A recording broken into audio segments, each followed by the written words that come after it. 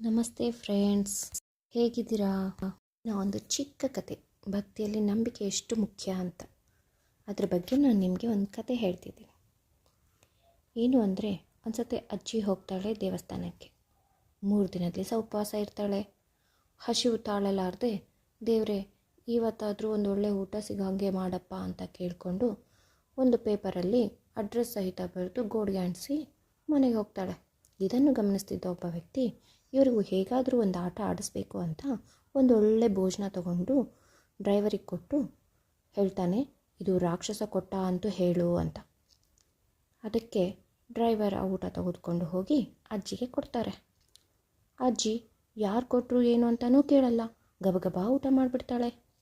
ನಂತರ ಡ್ರೈವರ್ ಕೇಳ್ತಾನೆ, ಯಾರು ಕೊಟ್ಟರು ಅಂತ ಕೇಳಲ್ವಾ ಅಜ್ಜಿ?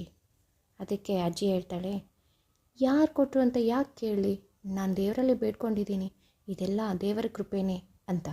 ಅದಕ್ಕೆ ಡ್ರೈವರ್ ಹೇಳ್ತಾನೆ, ಅಲ್ಲ ಅಜ್ಜಿ, ಇದು ರಾಕ್ಷಸ ಕೊಟ್ಟಿದ್ದು ಅಂತ.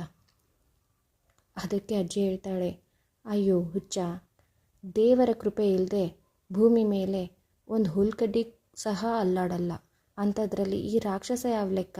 ರಾಕ್ಷಸ ಕೂಡ ಊಟ ಕೊಡಬಲ್ಲ ಅಂದರೆ ಅದೆಲ್ಲ ಆ ದೇವರ ಕೃಪೆ. ಅವನಿಗೆ ಮನಸ್ಸಿಗೆ ಬರುವ ಹಾಗೆ ಮಾಡಿದ್ದು ಆ ದೇವರು. ಅದಕ್ಕೆ ನಾನು ಆ ದೇವರಿಗೆ ತುಂಬ ಧನ್ಯವಾದಗಳನ್ನು ಹೇಳ್ತೀನಿ ಅಂತ ಹೇಳಿದಾಗ ಡ್ರೈವರ್ ನಕ್ಕು ನಿಜವಾದ ಮಾತು ಅಂತ ಹೇಳಿ ಸುಮ್ಮನಾಗ್ತಾನೆ. ನಿಜ ಅಲ್ವಾ ಫ್ರೆಂಡ್ಸ್? ಕಷ್ಟ ಅಂತ ಬಂದಾಗ ಮೊದಲು ನೆನಪಾಗೋದೇ ದೇವರು. ಅಯ್ಯೋ ದೇವರೇ ಕಾಪಾಡಪ್ಪ ಅಂತ. ಹಾಗೆ ನಂಬಿಕೆ ಇಡಿ, ಎಲ್ಲ ಒಳ್ಳೆಯದೇ ಆಗುತ್ತೆ. ಶುಭವಾಗಲಿ.